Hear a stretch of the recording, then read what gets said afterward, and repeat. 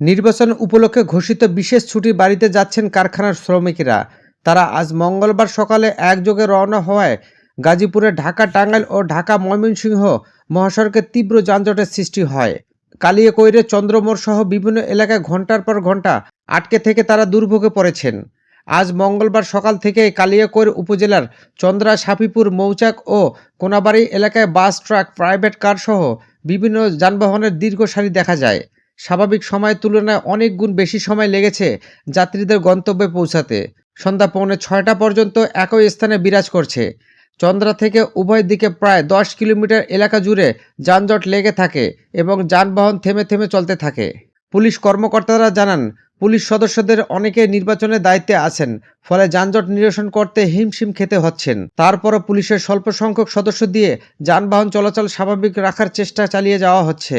এ সম্পর্কে কোনাবাড়ী নাওজোর হাইওয়ে থানা ভারপ্রাপ্ত কর্মকর্তা ওসি সওগাতুল আলম বলেন, দীর্ঘ ছুটির সময় সাধারণত মহাসড়কে পুলিশের শত শত সদস্য দায়িত্ব পালন করেন, কিন্তু এবার পুলিশের অনেক সদস্য নির্বাচনের দায়িত্বে ব্যস্ত আছেন।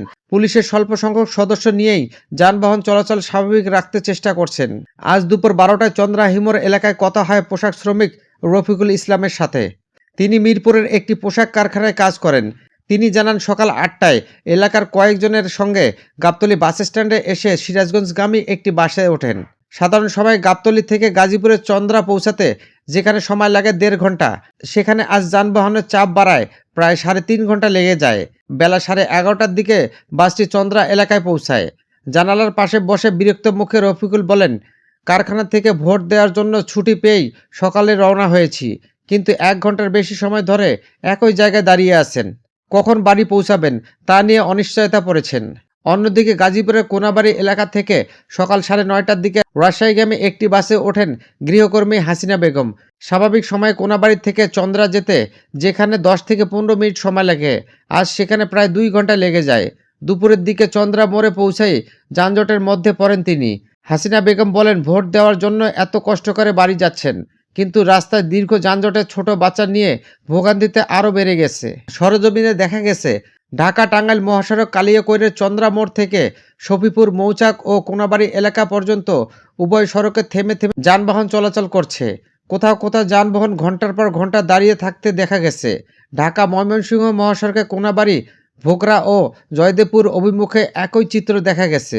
সন্ধ্যা পর্যন্ত এ মহাসড়কে যান চলাচল স্বাভাবিক হয়নি। এদিকে গাজীপুরের জয়দেবপুর জংশনে ঘরমুখী মানুষের ভিড় বেড়েছে। আজ সকাল থেকে স্টেশনে যাত্রীদের উপচে পড়া ভিড় দেখা যায়। পর্যাপ্ত ট্রেন না থাকায় অনেক যাত্রীকে দীর্ঘ সময় অপেক্ষা করতে হচ্ছে। যাত্রীরা জানান, সময় মতো ট্রেন না পাওয়া ও অতিরিক্ত ভিড়ের কারণে নির্ধারিত সময়ে গন্তব্যে পৌঁছানো নিয়ে অনিশ্চয়তা তৈরি হয়েছে।